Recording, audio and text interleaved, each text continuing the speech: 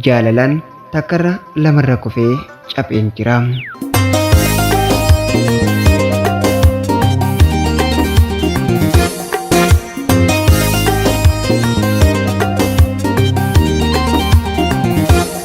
Ani maqaan kiyyaa Falmataa Mahammadiin jedhamam. Kan itti dhaladhee Baha Oromiyaa Harargee yoo ta'u, kan jiraadhu biyya Saawud Arabiyaatiin. Yeroo darbee seenaa koo keessaa baay'ee na yaachisaa ture. Ani takkarra lamarra jaalala keessatti kufee caphee ture. Garaan koo booree abdii dhabee namoonni natti dhiyaatan hunduu namni kun nama jaallatu hin argatu, nama tokkoon walii galuu hin danda'u naan jedhaniim. Dhugaa dubbachuuf yeroo san sammuun koo dhiphatee ture. Akka nama abdii dhabattiin of ilaaleem. Garuu yeroo hedduu garaan koo iccitii tokko of keessatti qabatee jira. Iccitii jaalalaa, iccitii hawwii, iccitii abdii. Namni na hubatu, na dhaggeeffatu, na jaallatu ni argama jedheen abdii koo tikfachaa ture. Guyyaa tokko iccitiin koo sun ifa bi'ee naaf mul'ate.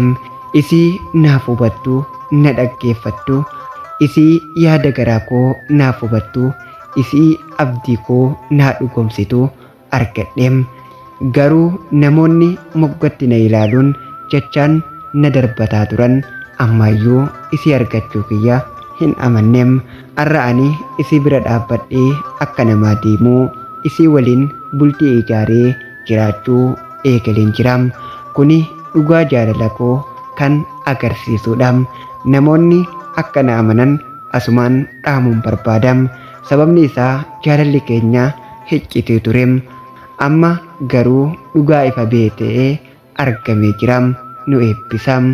Ati haadha mana kiyyaa gaarii fi qaalii namaa. Nama akka keetii argachuu kiyyatti baay'ee gammadeen jira. Ati mararfattuu koo, dhaggeeffattuu koo, dhaggeeffattuu abdii koo naaf dhugoomsitu, si waliin ta'uun koo kennaadha. Jaalalli keenya akka ibsaa dukkana keessaa ifee akka aduu ganamaa bahee si waliin bultii ijaaruun abdii haaraa naaf kennaam.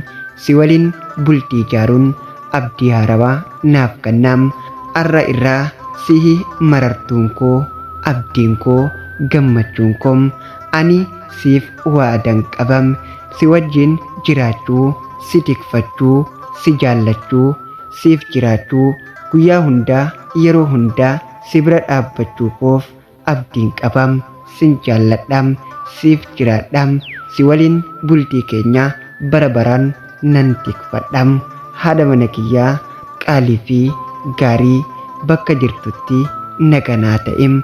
Ana Falmataa Mahammad biyya Saawud Arabiyaarraa. Simboota ormaa akkan laalee jaalalaa kee hunduu si mataalee hangan jiru lubbuun addunyaarra siifan kenna yeroo kan komaara.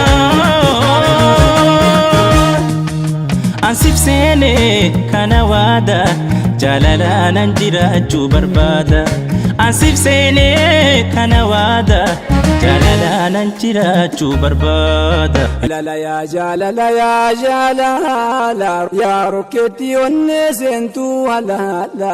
Sheekan jettu manguddoof dargaggeessa meessumaan miliqxee seenta keessa.